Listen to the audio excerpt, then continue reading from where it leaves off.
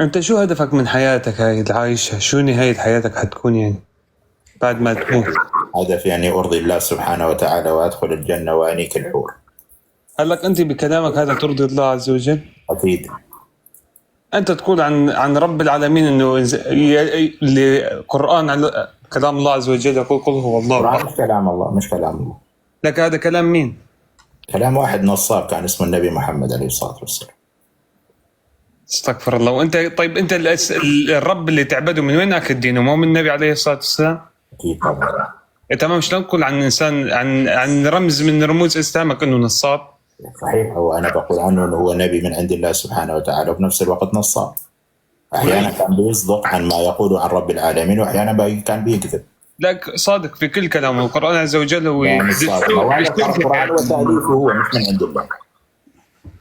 انت كافر ضال مضل. أعوذ بالله.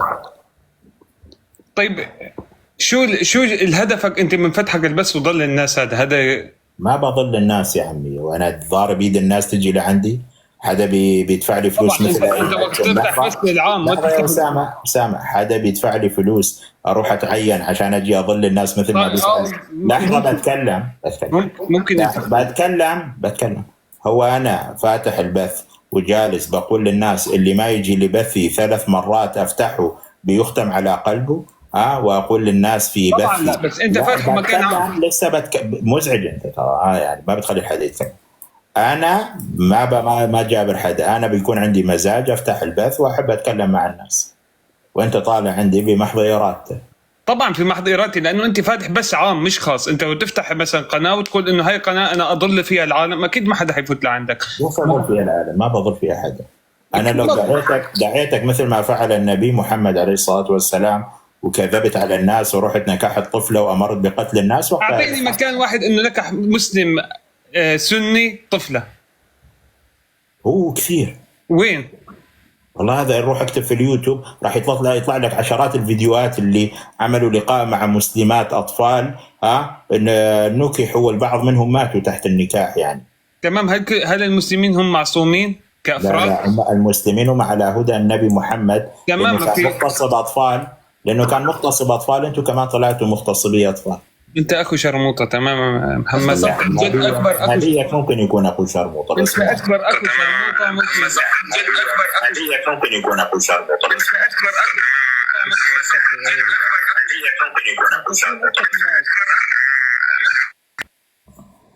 انا اتدخل. انا بقول لك على اللي فعله نبيك. يعني انا ليه تسبني انا؟ اذا بدك تسب روح سب المسلمين اللي بيغتصبوا الاطفال باسم الزواج، والسب ائمتكم ومشايخكم اللي بيبيحوا هذا الكلام، ومن قبل سب ابو جاسم الزباله اللي كان شرع لكم اغتصاب الاطفال باسم الزواج. انا شو دخلني يا عمي؟ انا ما جبت هذا الدين. انا ما جبت هذا الكلام. هذا الكلام جاي من نبيكم. بدكم تسبوا روحوا سبوا نبيكم. شوفوا اذا نبيكم اخو شرموطه، ابن شرموطه، ابو شرموطه، اي حاجه لها علاقه بشرموطه ممكن يكون في نبيكم. انا اتدخلني دي. انا بريء منه دنيا واخره والله العظيم يعني. واتمنى منكم انكم تغيرون اسمه، لانه اسم الملعون بيشوه سمعتي. فغيروا اسم نبيكم. انا ما اريد اسمي يقترن باسم هذا الواحد المغتصب، هذا النبي تبع سيكو سيكو. انا نهايتي العب حواجبي يعني، وطبعا ما بعملها مع الاطفال اصلا. استغفر الله العلي العظيم. يا سيدة ندى، حضرتك سنية ولا شيعية؟ أنا سنية الحمد لله. بتصلين؟ طبعا. ومحجبة؟ لا. طيب. أنا طلع ممكن أسألك أخي؟ تفضل يا عزيزتي. شكرا. أنت سوري ولا عراقي؟ أنا مع الأسف الشديد عراقي.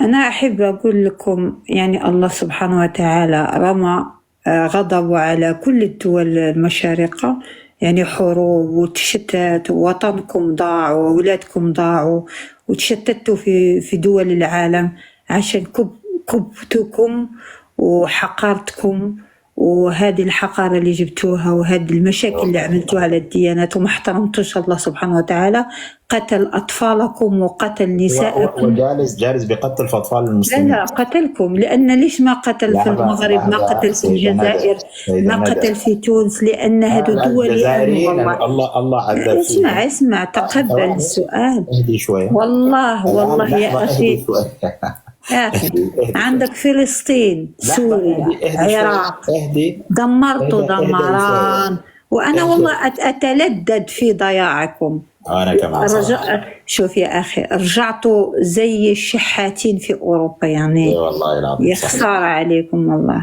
والله المسلمين والله العظيم رجعتوا ضحكة للعالم. تعرفوا ليش؟ لأن غضب الله عليكم ما يرحمكم وما حيرحم أولادكم وما حيرحم أطفالكم ولا نسائكم ولا حاملاتكم ولا رجالكم، لأنكم مكبوتين وتضربون في الله والرسول والمسلمين. لهذا ستأخذون عقابا. لماذا المغرب لا يتعذب؟ لماذا الجزائر؟ لماذا تونس؟ لماذا غير مشارقة؟ العراق، سوريا. شفتوا سوريا؟ شفتوا العراق؟ لحظة اهدأي شوية. نعم. ليش ربنا ضرب عليكم زلزال في المغرب؟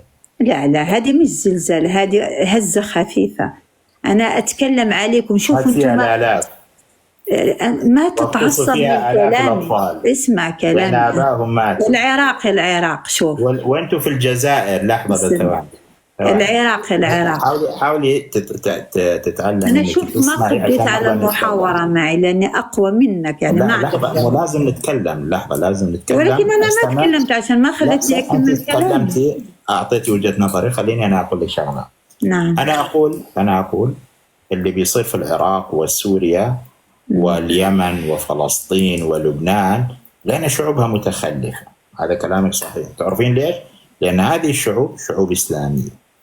وكمان اللي صار في الجزائر في بداية التسعينات في العشرية السوداء، واللي حصل في ليبيا الآن، واللي بيحصل في مصر أحيانا بين فترة وفترة من الجماعات الإسلامية، كلها من إنتاج النبي محمد وشريعته الإجرامية. هذه الحقيقة. أوكي، أنا هجاوبك سؤال. كل اللي بيقتلوا لحظة، كل اللي بيقتلوا هم مسلمين يعني، ما فيش ثانية بيناتهم. ممكن أتكلم؟ ممكن أقول كلمة من فضلك؟ شوف أخي، أنا أشوف إن أنت تقول دول إسلامية، نعم، ولكن الدول الإسلامية أنتم كشعب مكبوتين. أنتم مكبوتين، لا ديانتكم لا مسيح ولا مسلمين ولا شيء، لأنكم مكبوتين وتتضاربوا على الديانات وكل شيء.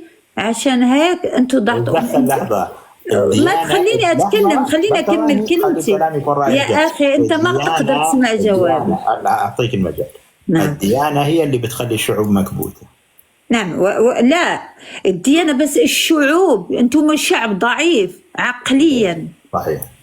اسمع أخي، شوف والله العظيم أنتم كالشعب عراق وسوريا ما شفتوا حالكم في أوروبا مدمرين كلاب؟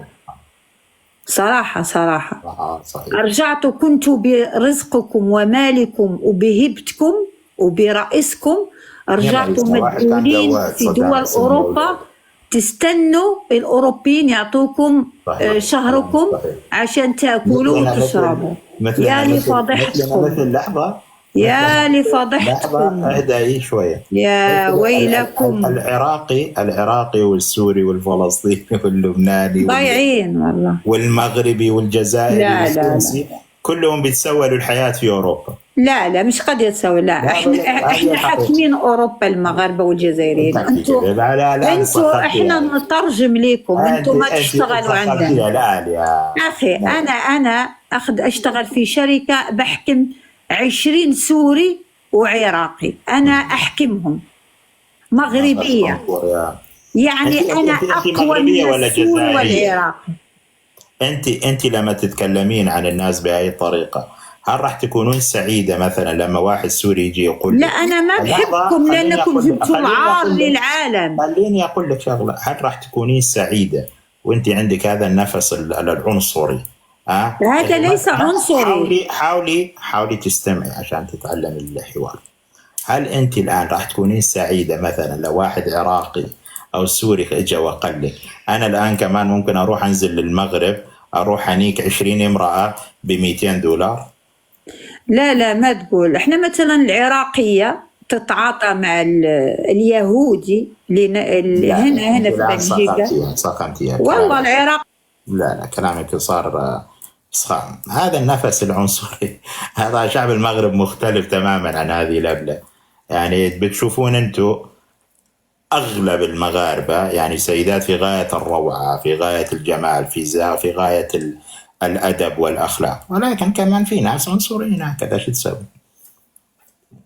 ولكن مشكلتها هي عنصرية ومسلمة، يعني تتنمر على المسلمين وهي تعتقد أنها مسلمة. يعني شوف الازدواجية الشخصية الإسلامية. يلا ربنا يستر علينا وعليها. السوريين الحمقى اللي بتشتغلون تحت يديها روحوا كلوا زبالة أفضل من أنكم يتحكم فيكم واحدة مثل هذه بدون غباء. يعني وين أنا كنت أشك يعني في أوروبا أي وحدة تتكلم بهاي الطريقة مع الموظفين والله يخلوها مرمط المحاكم. يعني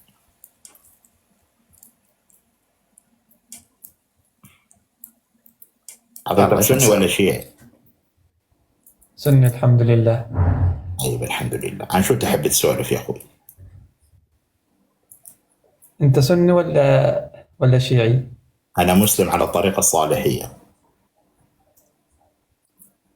وما معنى الطريقة الصالحية؟ هذا الإنسان الذي تراه أمامك. ما فهمت عليك، ممكن توضيح؟ صعب. أنت بتصلي صح؟ الحمد لله. يعني سؤال كمان أنا بدي أسألك سؤال ممكن؟ أنت بتصلي كمان ولا ما بتصلي؟ لا، الصلاة اللي بترفعون فيها المؤخرة عيب هذا. سؤال أنا سألتك سؤال، بتصلي ولا ما بتصلي؟ لا ما بصليش هذه الصلاة. وما هي الصلاة التي تصليها يا أخي يا شيخنا يا فاضل؟ اتصل علي يا أبو عيسى بس الملعون ما بيجاوب. ما هي الصلاة التي تصليها؟ علمني. اتصل عليه مباشرة تقول أبو عيسى هكذا أتواصل معاه بس ما بيرد. ومن هو أبو عيسى؟ ومن هو أبو عيسى؟ ومن هو أبو عيسى؟ اللي نفخ في فرج مريم وجاب لنا عيسى خلفة الندامة. أبو عيسى؟ أنا لا أؤمن بأبو عيسى. لكن تؤمن بمين؟ بأؤمن بالله الواحد الأحد. أوكي طيب عن شو تحب تسولف يا نور؟ ايش الصلاة اللي بصليها؟ سألتك سؤال. أقول لك هذا أنا لما يكون عندي شغلة معاه بتصل عليه على طول. طب فهمني ايش دينك بالضبط؟ شو هذا الدين معمول عشان الناس الحمقى. الناس بقدر ما تكون عندها دين بيكون ما يكون عندها عقل. الدين والعقل ناقضان، يعني نقيضين لا يجتمعان عند نفس الإنسان. بمقدار الدين تفقد العقل، بمقدار العقل تفقد الدين. فأنت شو دينك؟ أنا دين الإسلام، وأنت إيش دينك؟ جاوبتك أنا قلت لك أنا إنسان حق ما أحتاج إلى دين. ما تحتاج إلى دين كيف يعني؟ يعني ما أحتاج إنه حدا يقول يأكل بيدي الشمال ولا اليمين. تمام. أنا متفق معك تمام. أنا متفق معك. وش كمان؟ خلاص هذا هو. بس هذا هو؟ بس نور حبيبي أنت نايم يا أبو خالد. أنا مو نايم يا عمري. والله باين عليك نايم. لا بس عشان أنا أنت تعرف تقرأ قرآن؟ أقرأ قرآن الحمد لله. مؤمن بالقرآن؟ مؤمن بالقرآن. بكل حاجة في القرآن؟ كل حاجة بالقرآن. تحب نقرأ قرآن مع بعض؟ سمعنا نقرأ. روح جيب المصحف. أنا أسمع. هاي بالدفتر على الكاميرا. أنا راح أعطيك آيات أنت تقرأ لي. أعطيني. تمام. هذه سورة يوسف.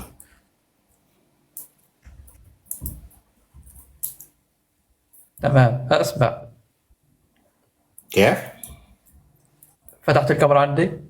شايف انا بعيد شويه عن ما في عندي مصحف. تمام. اقرأ سورة يوسف. مو حافظها.